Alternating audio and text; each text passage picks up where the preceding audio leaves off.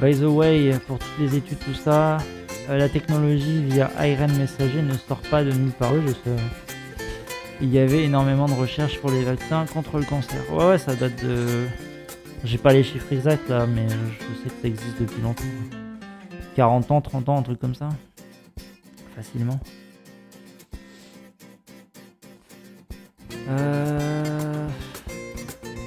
Voyons voir un peu tout ça. Alors pour l'instant, je vais m'occuper que de la partie vaccin. On va faire comme ça, on va commencer par le vaccin. Je voudrais juste revenir pour l'instant juste sur un truc un peu entre guillemets anecdotique, même si ça l'est pas, mais bon. Je sais qu'ils ont parlé il y a pas longtemps d'augmenter les prix des vaccins. Alors moi on m'a dit oui mais nous on le paye pas le vaccin, on s'en fout. Enfin il est gratuit le vaccin. J'ai dit oulala attention, il n'est pas gratuit, les États le payent, l'Europe le paye. Ce qui est gratuit c'est pas gratuit, c'est payé par la sécurité sociale, ce qui est différent de gratuit, il n'y a rien de gratuit. Donc là j'ai chopé un article de Libération qui va nous expliquer pourquoi le prix des vaccins Pfizer et Moderna va-t-il augmenter. Donc pourquoi ça va augmenter ? Donc pour justifier la hausse de 4€ et de 2,50€ par dose, le gouvernement français évoque des contrats plus exigeants pour les prochaines commandes de vaccins contre le Covid-19. Bonjour. Votre question concerne un article publié sur le Financial Times dimanche concernant le prix des vaccins. Pourquoi il me dit bonjour comme ça ? C'est trop chelou. Est-ce qu'ils aiment l'argent ? Oh bah ça oui, ils aiment l'argent, il n'y a pas de doute. Alors, votre question concerne on a dit Pfizer a augmenté le prix de son vaccin Covid-19 de plus d'un quart et Moderna de plus d'un dixième dans les derniers contrats de l'Union européenne, pendant que l'Europe a connu des problèmes d'approvisionnement et des inquiétudes sur les effets secondaires des produits concurrents. Écrit le quotidien britannique, qui détaille les nouveaux prix, donc 19,50 par dose pour Pfizer contre 15,50 précédemment, et là on est à environ 21,50€ pour Moderna contre 19. Que je dise pas de conneries. Donc là il a dit, je crois que c'était dès le début 4€ et 2,50€ de plus. Et voilà, en retour sur investissement, le coût de la R&D a été phénoménal pour réussir à avoir un vaccin rapidement. Moi ce qui m'intéresse par rapport à justement cet investissement, c'est le nombre d'argent public qui a été versé pour faire les vaccins. Cette hausse n'a rien d'un scoop, puisqu'elle avait déjà été annoncée au printemps. Dès avril, le Premier ministre bulgare révélait en effet que Pfizer facturait plus cher à l'UE des doses de vaccins sur le futur contrat 2022-2023. Ah, c'est marrant, on est encore peu en 2021. Contacté par Check News à propos de cette hausse et de ses raisons, Pfizer explique ne pas communiquer sur les prix. Ah bah super. Nos discussions sur les prix avec les gouvernements et institutions sont confidentielles. Pfizer et BioNTech ont collaboré avec la Commission européenne pour publier les accords d'achat dans un souci de transparence. Comme c'est généralement le cas pour les accords de cette nature, les documents sont nécessairement floutés concernant certaines données, y compris sur les détails commerciaux, afin de respecter la confidentialité voulue par toutes les parties. Interrogé le 2 août, le secrétaire d'État français aux affaires européennes, Clément Beaune, a été plus loquace. Avec des contrats plus exigeants pour tous les acheteurs, oui, ce sera un peu plus cher. Le responsable français a par ailleurs affirmé qu'il y avait des points de négociation en cours et appelé à rendre public le contenu des discussions avec les laboratoires. Donc on aura peut-être plus d'infos plus tard sur les raisons de l'augmentation. Bonjour la dame de Haute-Savoie. Pour justifier ce surcoût et la plus grande exigence de l'UE, il avance 3 points différents. Et les doses de vaccins que l'UE est en train de négocier, ce ne sont pas les mêmes que la première génération de vaccins. On les adapte aux variants. On demande aussi que l'essentiel de la production soit sur le territoire européen et avec des calendriers de livraison plus précis. Donc en gros, ils ont continué à travailler sur le vaccin pour avoir des vaccins qui seraient plus efficaces contre le variant Delta. C'est ce qu'ils nous disent, hein. Donc ça, maintenant, nous on a ces infos, on fait avec ce qu'on a comme info. Donc une meilleure adaptation pour le variant apparemment. Et après c'est quoi? Et après il parle du fait de faire la production sur le territoire européen. Alors ça je vois pas en quoi ça devrait faire que c'est plus cher. Mais bon, je sais pas.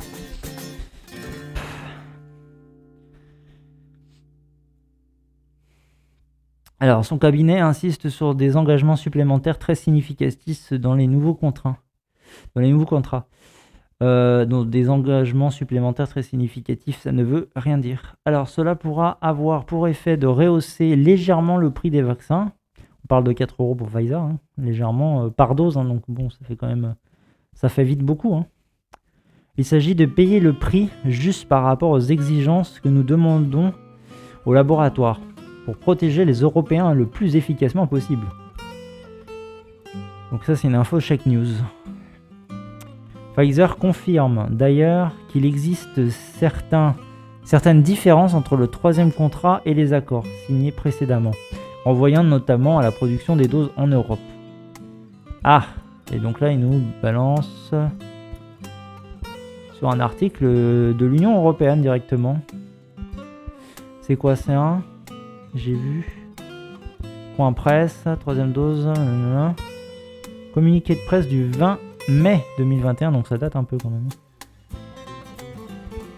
On va voir si on lit ça. Et tient à souligner que la fixation du prix du vaccin intègre l'ensemble des coûts et pas uniquement ceux liés à la production, citant les coûts de la recherche et du développement, les études cliniques, l'investissement dans l'outil de production ou encore les activités de support, formation commerciale, administratif.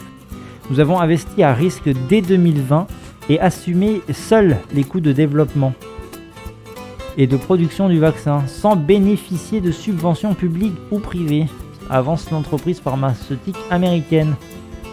Nous maintenons depuis des investissements massifs dans les études en cours et à venir, comme sur les variants par exemple, et dans notre outil de production, afin d'atteindre notre objectif de livrer jusqu'à 3 milliards de doses de notre vaccin en 2021. Donc l'objectif c'est de livrer 3 milliards de doses. 3 milliards de doses.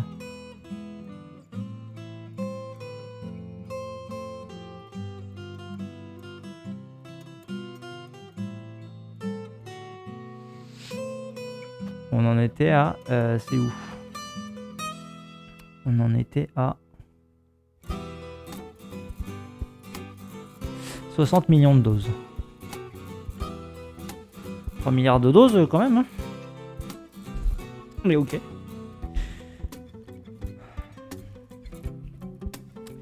Donc en gros...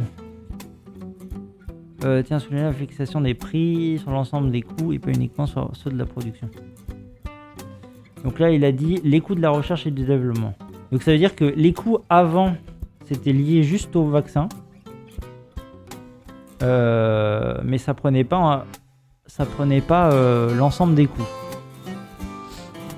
C'était lié que à la production. Et maintenant, ils veulent changer les prix en disant que jusqu'alors, on faisait des vaccins, on fait payer que le prix de la production, sauf qu'avant le prix de la production, il y avait quand même de la recherche-développement, des études cliniques à faire, de l'investissement dans les outils de production. Donc ça c'est acheter des bâtiments, acheter des locaux, des choses qui permettent de travailler sur le truc. Et aussi payer les formations, le commercial, administratif, donc toute la partie. Après, faut voir à quel point ils ont pris ça en compte, mais ça, même si c'est vrai que la formation, le côté commercial, administratif, les investissements, les études cliniques et les recherches de développement, c'est pas des choses qui existaient, c'est pas apparu ex nihilo non plus, quoi. Donc faut voir comment ils ont réparti par rapport à tout le reste. Mais bon. Donc je sais plus où j'en étais, nous avons investi dès mars, machin. Ok, je crois que je m'étais arrêté ici. Donc leur objectif c'était de livrer 3 milliards. Le laboratoire rappelle au passage que tous les pays ne payent pas le même montant pour les doses. Nous avons déployé une structure de prix différente selon les pays, soit un État à revenu élevé, moyen ou faible. Ainsi, les pays à faible revenu achètent le vaccin à prix coûtant. Donc en gros, ils font des marges sur les pays riches et ils se font pas de marge sur les pays pauvres. C'est là où moi, ce qui m'intéresse aussi là-dedans, c'est tout ce qui est lié avec l'Afrique, tous les pays où ils ont un problème justement de vaccination. J'aimerais bien avoir plein d'infos sur ces sujets-là. Parce qu'il y avait pas si longtemps que ça un débat sur le fait de rendre le vaccin libre pour pouvoir vacciner tout le monde. Parce que le problème c'est que quand des pays ne peuvent pas se vacciner et qu'il y a des échanges, on se retrouve avec des variants qui viennent de tel endroit, de tel endroit. Et là où forcément les populations sont concentrées, il y a plus de modification de gènes du virus, etc. Et du coup, il y a des risques pour toute la planète et pas seulement pour le pays. C'est juste d'un point de vue pragmatique plus que du côté un peu égoïste de la chose, il faut qu'on vaccine les pays les plus pauvres pour éviter de se retrouver avec des variants encore plus dangereux. Les entreprises ont capitalisé sur leur pouvoir de marché. Reste que selon une source citée par le Financial Times, un autre acteur a pu jouer dans cette négociation. Les entreprises ont capitalisé sur le pouvoir de marché et ont déployé l'argumentaire pharmaceutique habituel. Les vaccins marchent, donc on augmente leur valeur. Un pouvoir qui s'est fait sentir dans les négociations, selon un responsable européen. Les équipes de Moderna se seraient par exemple montrées particulièrement arrogantes lors des négociations avec la Commission européenne. Donc là, on a un peu le contre-coup de ce qui est dit juste avant. C'est pas juste parce qu'ils vont augmenter leur production, qu'ils vont déployer des locaux dans toute l'Europe pour faire plus de vaccins et pour rembourser toute la partie commerciale et recherche et développement.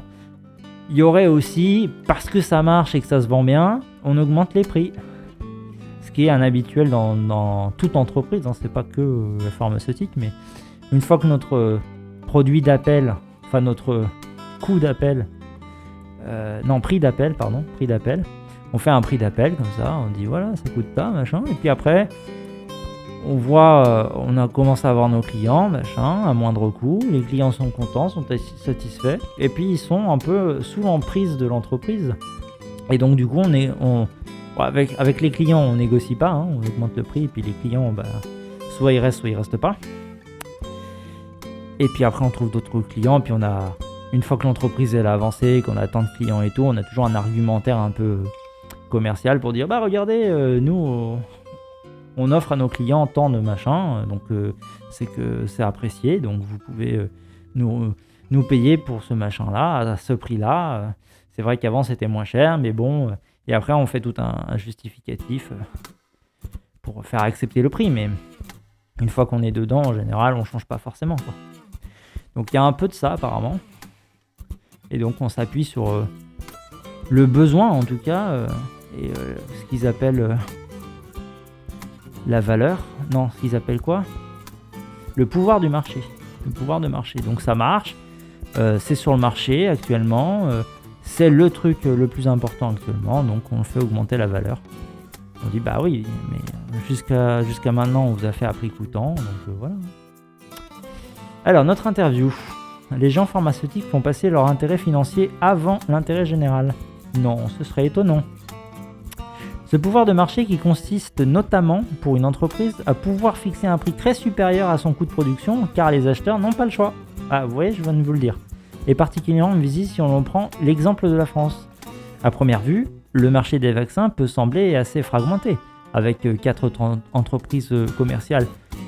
Des produits autorisés, donc Johnson, AstraZeneca, Pfizer-BioNTech et Moderna. Sauf que ces 2 derniers producteurs représentent près de 90% des doses en France, jusqu'à aujourd'hui. Une situation qui ressemble donc plus à un duopole, un quasi-monopole si on veut. Si on considère qu'à lui seul, le vaccin Pfizer est déjà à 80% des doses administrées. Donc ouais, bon, Moderna il joue quand même la carte, mais à mon avis il joue la carte européenne parce qu'en France c'est vrai qu'on est plus Pfizer-BioNTech. Mais voilà. Donc il y aurait bien une stratégie quand même d'augmenter les prix pour faire un peu plus de rendement, plus de marge du coup. On parle bien de marge, on parle pas juste de rembourser réellement les coûts. On parle vraiment de marge. Déjà annoncé en mars. Quand l'information de la hausse du prix du vaccin Pfizer avait été révélée en avril, un représentant de la commission cité par Reuters avait déjà expliqué que ce coût prendrait en compte les variants, ce qui signifie que les entreprises proposeraient des vaccins améliorés si des mutations du coronavirus devenaient prévalentes.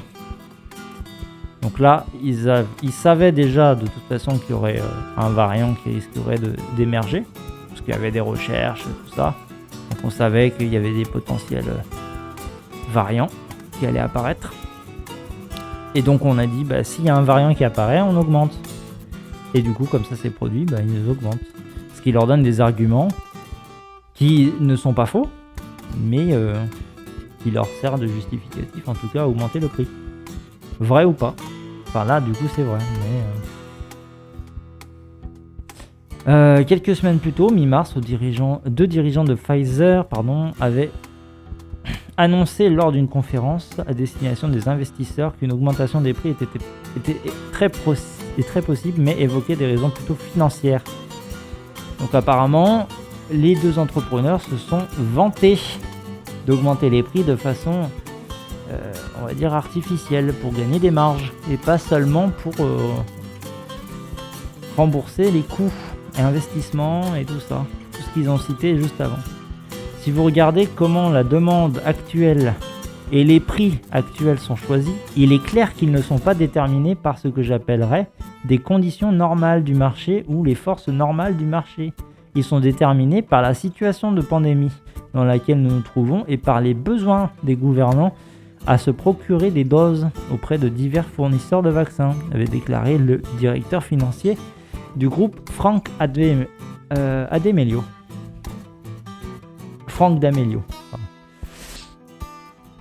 Mais les forces normales du marché vont éventuellement reprendre la main. Les facteurs comme l'efficacité, la possibilité de rappel de vaccins et l'utilité clinique vont devenir très importants. Et très franchement, nous voyons ça comme une opportunité au niveau de la demande des prix, compte tenu du profil de notre vaccin, concluait-il, évoquant une possibilité significative d'augmenter les prix de la dose. Alors il y a plein de liens, on va peut-être pas faire le tour de tous les liens, parce que sinon on en a pour 150 ans. A noter enfin que, comme l'a rappelé le secrétaire d'État aux Affaires européennes, l'Union européenne avait payé moins cher que d'autres, comme le Royaume-Uni, les États-Unis ou Israël dans les premières commandes de vaccins à ARN messagers en début 2021. Donc là, ils ont un argument de poids quand même, c'est qu'ils avaient fait un prix moins cher pour l'Europe par rapport à, on a dit, au Royaume-Uni, aux États-Unis et Israël. Alors là, j'aimerais bien savoir pour quelle raison on a payé moins cher, parce que on pourrait se dire, parce que l'Europe, c'est quand même un gros potentiel de marché, qu'ils ont une certaine forme de négociation, parce que c'est un regroupement de plein de pays. Mais on voit que les États-Unis, ils ont payé cher quand même. Le Royaume-Uni, il a sa force de négociation tout seul, du coup, maintenant. Et Israël aussi.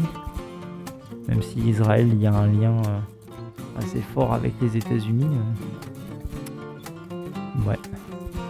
Donc voilà, donc là, déterminer avec cet article si c'est vraiment justifié ou pas. D'ailleurs, on pourrait presque dire qu'il y a une partie d'augmentation donc de 4 € de Pfizer et de 2,50 € par Moderna. D'après les infos qu'on a eues là, on pourrait dire qu'il y a une partie qui serait justifiée peut-être, qu'effectivement l'Europe payait moins cher, qu'il va y avoir des surcoûts parce qu'on continue à faire de la recherche pour les nouveaux variants, machin et tout. Et il y a aussi une partie peut-être financière où on va se mettre un peu plus d'argent dans les poches, faire un peu de marge. Donc voilà. Du coup, les deux réponses à cette question sont plausibles. Et il y a plus ou moins un pourcentage plutôt qui porte vers le financier plutôt que vers le technique, on va dire. Ok. Est-ce qu'on lit le porte-parole, qu'est-ce que je dis? Le communiqué de presse de l'Union Européenne, de la Commission Européenne, qui signe un 3e contrat avec BioNTech Pfizer, portant sur 1,8 million de doses supplémentaires. La Commission Européenne a signé aujourd'hui un 3e contrat avec les sociétés pharmaceutiques BioNTech et Pfizer. Ce contrat a pour objet de réserver 1,8 milliard de doses supplémentaires pour le compte de tous les États membres de l'Union entre 2021 et 2023. Il permettra l'achat de 900 millions de doses de vaccins actuels et un vaccin adapté aux variants avec une option pour l'achat de 900 millions de doses de plus. Ah d'accord, donc sur les 1,8 pour l'instant on est sur celui-là et il y a une option à 900 millions de doses supplémentaires. Et donc c'est vaccin actuel. C'est les deux. Donc il permettra l'achat de 900 millions de doses de vaccins actuels et de vaccins adaptés aux variants. Du coup c'est réparti en proportion sur les 900 millions si je comprends bien le truc. Et il y a une option après à 900 millions de doses supplémentaires par la suite en gros. Le contrat exige que le site de production de vaccins soit établi dans l'Union Européenne, donc comme ça donne du travail aux Européens, et que ses composants essentiels proviennent de l'Union. Et on va essayer de récupérer un maximum de matières premières pour fabriquer ça-ci dans l'Union. Il dispose également que la livraison aux pays de l'Union est garantie dès le début de l'approvisionnement en 2022. Grâce à la coopération bien établie avec les fabricants dans le cadre des contrats actuels, ainsi qu'aux dispositions mises en place, des livraisons rapides de doses sont assurées.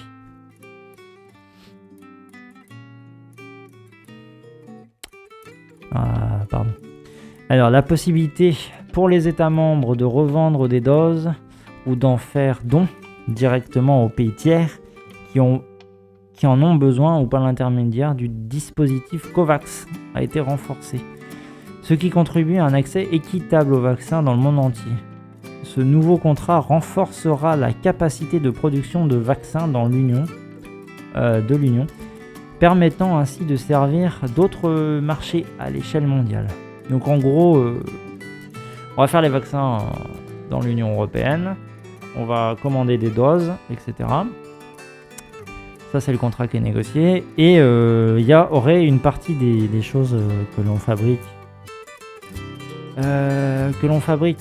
en Europe et qu'on achète, qui pourront être données aux pays du monde entier. Donc ça veut dire qu'on peut faire des dons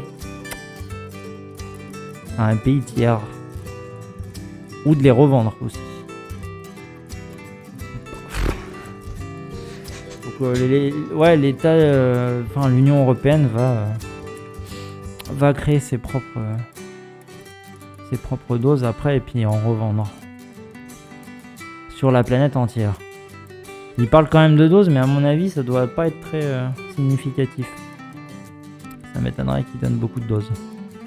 Je veux pas être je vais pas être méchant, mais à mon avis, il y a aussi quand même un moyen de vendre une partie et de récupérer un peu. La présidente de la Commission européenne, Ursula von der Leyen, a déclaré « Avec notre signature, le contrat est maintenant en vigueur. C'est une bonne nouvelle pour le combat de longue durée que nous menons afin de protéger les citoyens européens contre le virus et ses variants. La production et la fourniture dans l'Union d'un nombre de doses pouvant aller jusqu'à 1,8 milliard sont garanties. Les contrats potentiels avec d'autres fabricants suivront le même modèle, dans l'intérêt de tous. »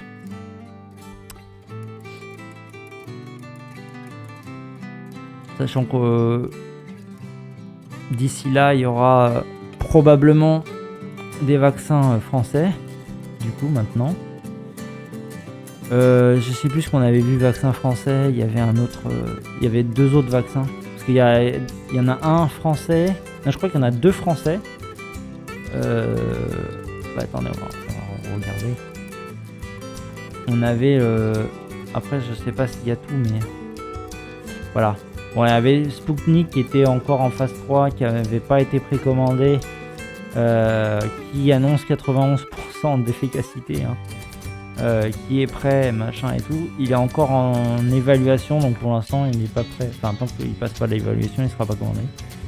Et donc nous, ce qu'on attend à voir, c'est un Valneva, un Sanofi Pasteur Bio, Translate Bio. Translate Bio, ça du coup je pense que c'est en lien avec BioNTech, non? Vu que c'est un ARN messager qui a... Je sais pas qui est Translate Bio, là, un Pasteur Translate Bio. Et puis il y a un autre lié au Royaume-Uni. Avec des protéines virales, là on est en RN, là on est en vaccin inactivé. Là on a quoi? Sous-unité protéique, d'accord. Je vous avoue que là je sais pas. Autant ça je sais, autant protéines virales, bon. Je sais à peu près. Le vaccin inactivé, de ce que je comprends, de souvenir, c'est en gros on met le vaccin mort quoi. C'est très en gros, hein. Et sous unité protéique, ça doit être un truc qui fabrique les protéines dans le genre. Et on attend encore un autre, donc le Novavax américain et le CureVac allemand. Il y a encore un allemand, mais purement allemand cette fois-ci. Alors Kyriat Kid Stella, commissaire à la santé et à la sécurité alimentaire, a ajouté: nous devons avoir une longue avance sur le virus. Pour cela, nous devons avoir accès à des vaccins adaptés pour nous protéger contre la menace des variants, ainsi qu'à des doses de rappel pour prolonger l'immunité. Et nous devons protéger les plus jeunes d'entre nous. Nous mettons l'accent en priorité sur les technologies qui ont fait leurs preuves, comme le vaccin à message ARN. Mais nous restons ouverts à d'autres options. Ces derniers mois ont clairement démontré la nécessité d'avoir accès à un large éventail de vaccins de technologies différentes, ainsi qu'à des partenariats fiables. Alors que le rythme de vaccination augmente chaque jour et que des travaux sur les traitements efficaces s'intensifient, nous pouvons regarder l'avenir avec plus d'optimisme et de confiance. Oui. Le contrat conclu aujourd'hui avec l'alliance Pfizer-BioNTech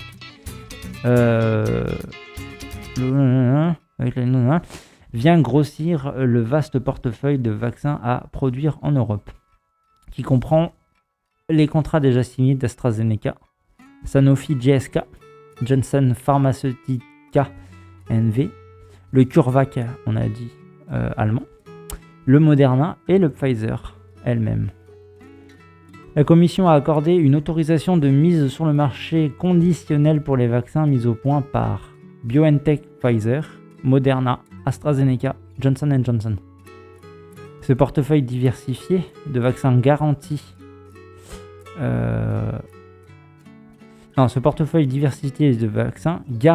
que l'Europe a accès à suffisamment de doses pour immuniser l'ensemble de sa population, y compris contre les variants du virus.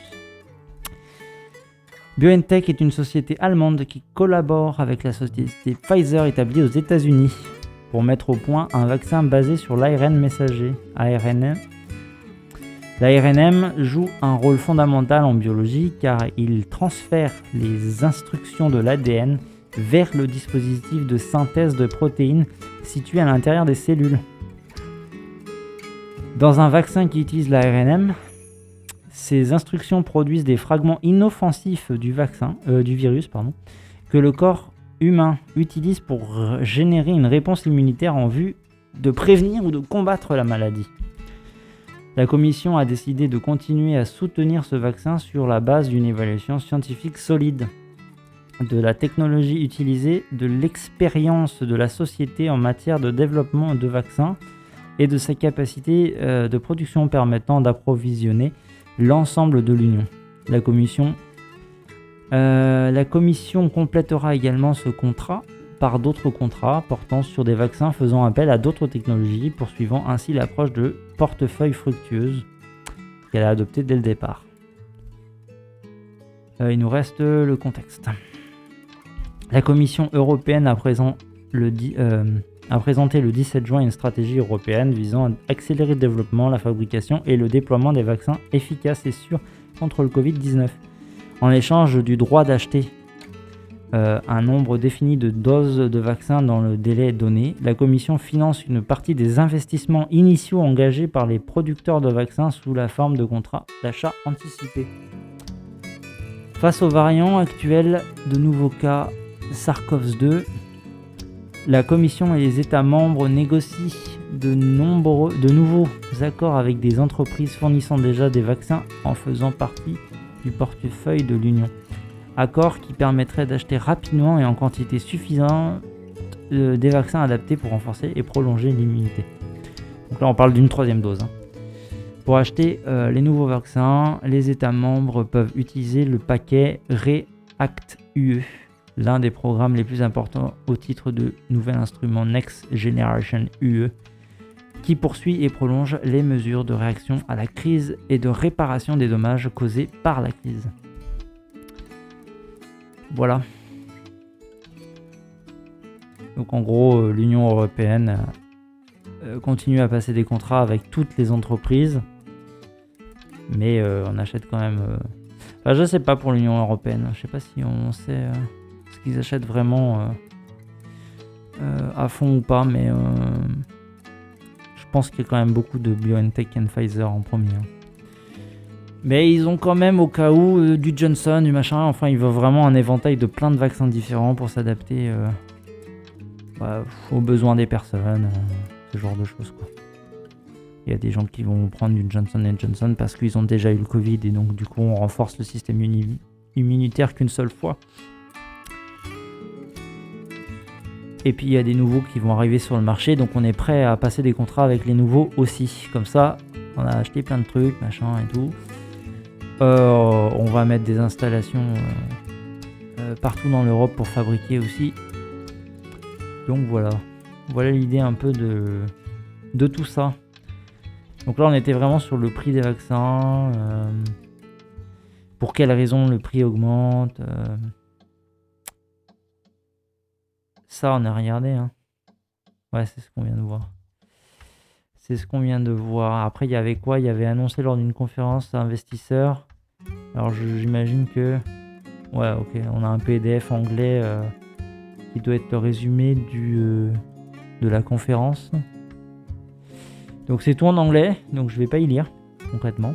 Voilà.